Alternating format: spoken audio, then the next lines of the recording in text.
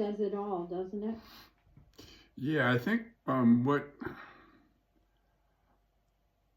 I'm getting from this second mindfulness training is that in non-attachment to views and notions, is he's really describing the nature of the ultimate dimension and how we can relate to that.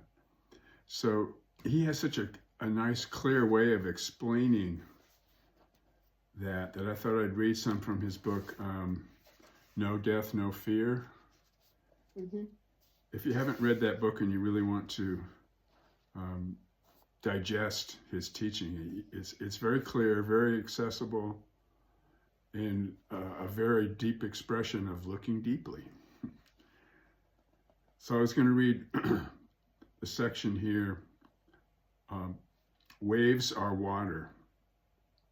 He says, when you look at the surface of the ocean, you can see waves coming up and going down.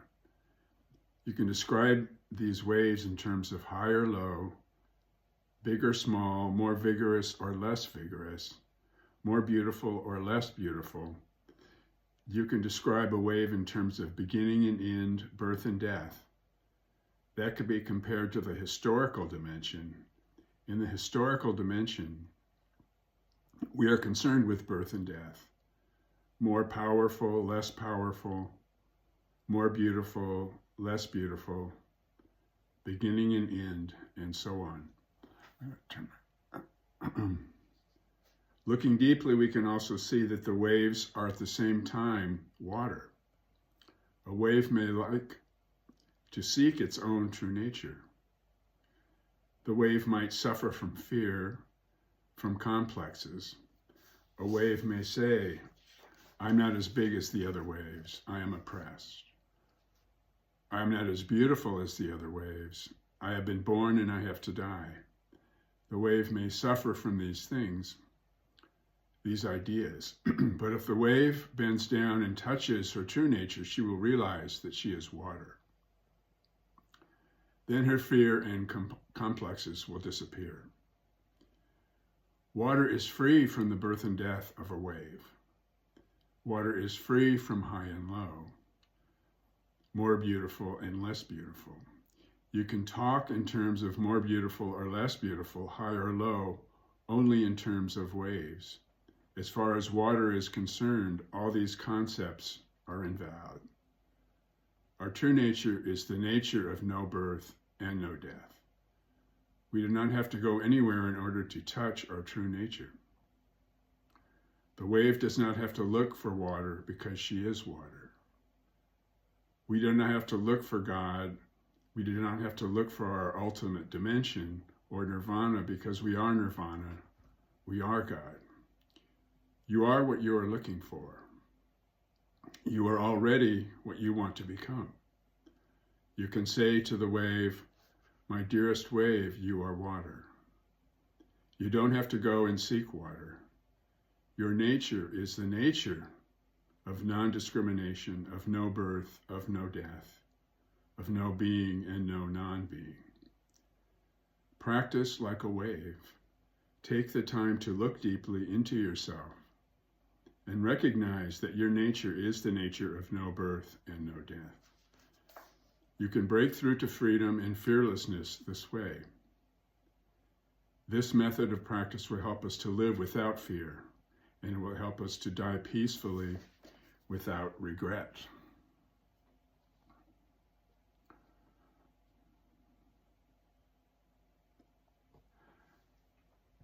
So as he's saying, water is free of all notions about it, just like our Buddha nature is not describable or perceivable. And we can't really know it in the same way we normally know objects of mind, like our experience, seeing, hearing, feeling, thinking. We can't know it in the same way because it's too close. Kind of like our eyes can't see themselves. Or if you think of a dark room with a flashlight, you go into a totally dark room with a flashlight. The flashlight can illuminate everything in the room, But the one thing it can't illuminate is the beam from the light itself, because it's too close. It is the light.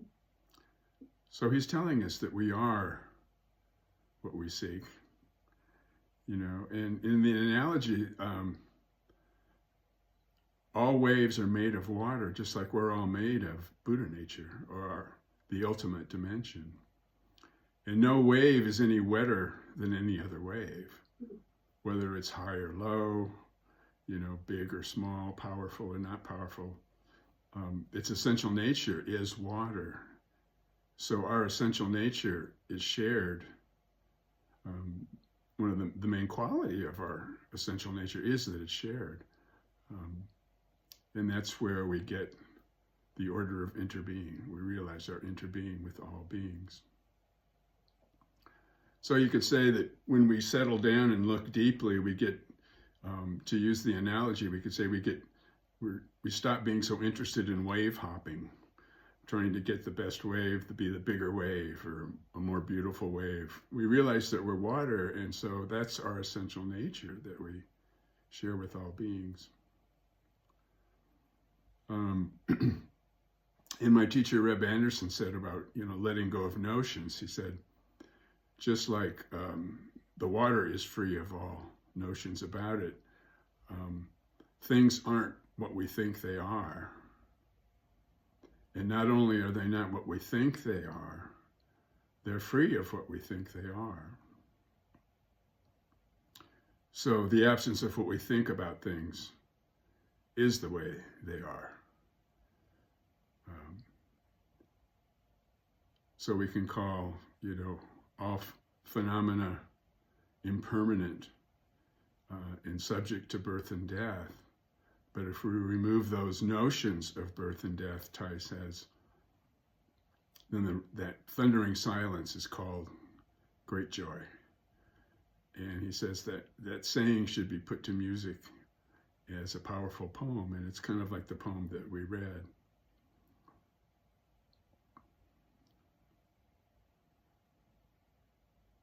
So when we realize that things aren't what we think they are, thinking itself isn't what we think it is. We don't know what it is. And I'm often reminding myself that Joko Beck, the Zen teacher, said that thoughts are like impersonal energy fragments that are impermanent and just flashing by all the time. So these notions that Tai talks about, you know, coming and going, we're always the ever-presence of now. That's our essential being. And so there's no real coming or going in the ultimate dimension.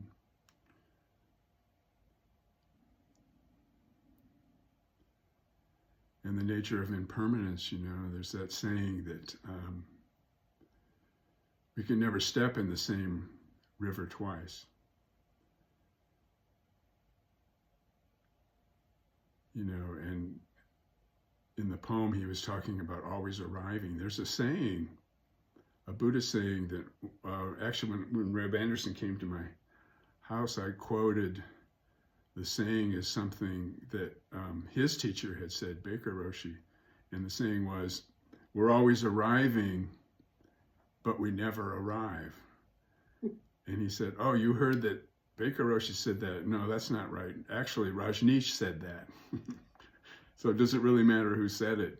But what that means is that just like the river of life, the flow of impermanence, of aliveness, you know, is never ending, ever present and never ending. So enlightenment is the same way. We never, you know, we're always arriving, but we never arrive at a fixed place or time. We never stop arriving, no matter how free we realize we are. There's always more. You know? And that goes into the bodhisattva vow of being willing to postpone our own personal enlightenment to come back to the world and help all beings realize our togetherness, our interbeing.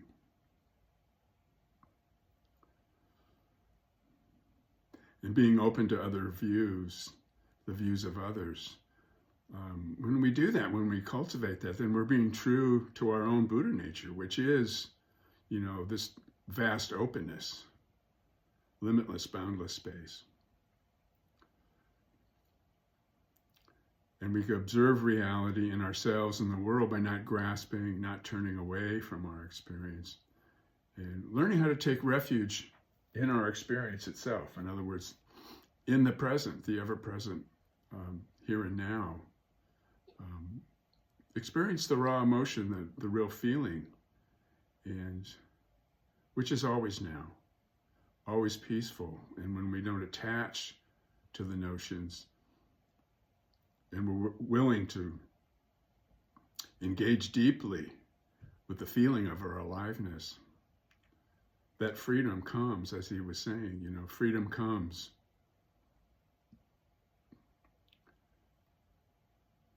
from our receiving the nature of our Buddha nature that has no boundaries. And so there's, the boundary of what we can accept is the boundary of our freedom. And Buddha nature, our being, on the deepest levels, is open and accepts it all.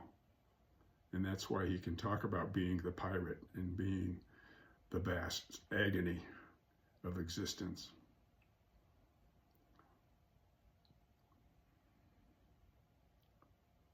So that's about all I have to say. We got time to do some discussion. Thanks. So my favorite part of that poem is when he says he is the joy, he is the suffering. He contains it all. We contain it all. And the realization that they come from the same root, which is our, essential.